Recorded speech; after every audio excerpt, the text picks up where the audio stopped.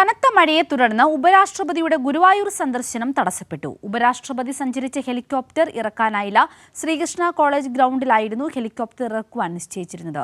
വിവരങ്ങളുമായി ശരത് ഓങ്ങല്ലൂർ ചേരുകയാണ്. ശരത്, ഇന്നായിരുന്നു ഗുരുവായൂർ സന്ദർശനം ഉപരാഷ്ട്രപതിയുടെ നിശ്ചയിച്ചിരുന്നത്. ഇപ്പോൾ കനത്ത മഴയെ തുടർന്നാണ് ഇത്തരത്തിലൊരു തീരുമാനത്തിൽ മാറ്റം വന്നിരിക്കുന്നത്. ഇന്ന് അദ്ദേഹം വീണ്ടും കാലാവസ്ഥ അനുകൂലമായി കഴിയുമ്പോൾ സന്ദർശനം നടത്തുവാൻ തയ്യാറായിട്ടുണ്ടോ? എന്താണ് കൂടുതൽ വിശദാംശങ്ങൾ?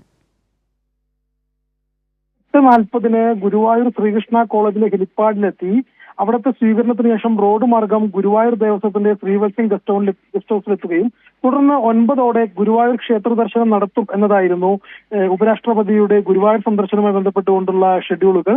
അരമണിക്കൂറിനുള്ളിൽ സന്ദർശനം പൂർത്തിയായി കൊച്ചിയിലേക്ക് മടങ്ങും എന്നാണ് അറിയിച്ചിരുന്നത്. എന്നാൽ ഹെലികോപ്റ്ററിന് മഴ തുടരുന്നതിനാൽ ശ്രീകൃഷ്ണ കോളേജിൽ ഇറക്കാനായിട്ടില്ല. ഹെലികോപ്റ്റർ തിരിച്ച് കൊച്ചിയിലേക്ക് പോയിരിക്കുകയാണ്. ഇനി കൊച്ചിയിലെ ചടങ്ങുകൾക്ക് ശേഷം കാലാവസ്ഥ അനുകൂലമാകുന്ന സാഹചര്യത്തിൽ തിരിച്ചുവരും എന്നാണ് അറിയിച്ചിട്ടുള്ളത്. നിലവിൽ ക്ഷേത്രത്തിൽ ഇപ്പോഴും സുരക്ഷാ ക്രമീകരണങ്ങൾ തുടരുകയാണ്. സിന്ധൂരി. ഓക്കെ, വ്യക്തമാണ് ശരത്. കനത്ത മഴയെ തുടർന്നാണ് ഉപരാഷ്ട്രപതിയുടെ ഗുരുവായൂർ സന്ദർശനം തടസ്സപ്പെട്ടിരിക്കുന്നത്. കൊച്ചിയിലേക്ക് തിരിച്ചുപോയ അദ്ദേഹം അവിടെ എത്തി അവിടുത്തെ പരിപാടികൾക്ക് ശേഷം വീണ്ടും ഗുരുവായൂരിൽ സന്ദർശനം തുടരുവാൻ സാധ്യതയുണ്ട്. ഇപ്പോഴും ഗുരുവായൂർ ക്ഷേത്രത്തിൽ അദ്ദേഹത്തിന്റെ സന്ദർശനവുമായി ബന്ധപ്പെട്ടിട്ടുള്ള സുരക്ഷാ ക്രമീകരണങ്ങൾ തുടർന്നുകൊണ്ടിരിക്കുകയാണ്. ശരത് ഓങ്ങല്ലൂരാണ് വിശദാംശങ്ങൾ നൽകിയത്.